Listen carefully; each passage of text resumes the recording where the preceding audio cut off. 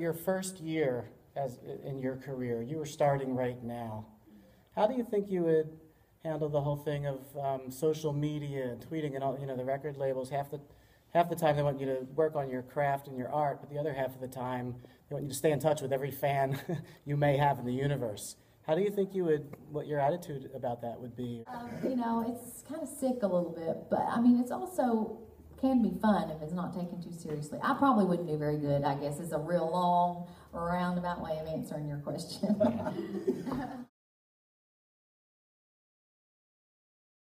She has like the dream career. You know, she's always wanted to do really hardcore country, and she's always been able to sneak some of that stuff in to her albums.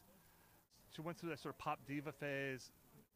That didn't work out, thankfully for her. I thought what she said about real life is not. You know, life is not a 3.5-minute up-tempo positive love song. I mean, it's just not. It's true, it's not. That's not the lives we lead. I guess it's just a total fantasy.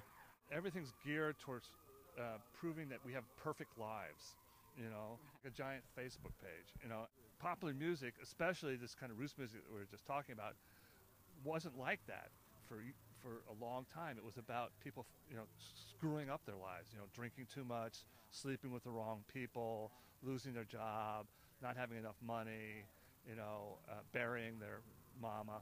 You know, there were songs about how we're flawed, not how songs about how we're perfect. You have music that's geared to avoiding all that, then you have much weaker songs by and large. It's a lot less interesting. It's true. Yeah.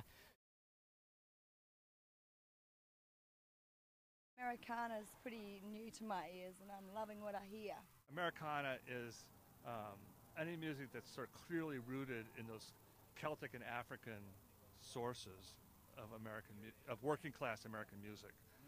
Rural working class communities, especially in the South, you know, it was those Anglo ballads and reels and fiddle tunes that came over from England and Ireland, and those blues songs that came over from West Africa, and how they sort of interacted once they got here.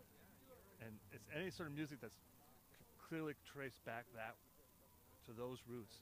That's Americana. That's my definition.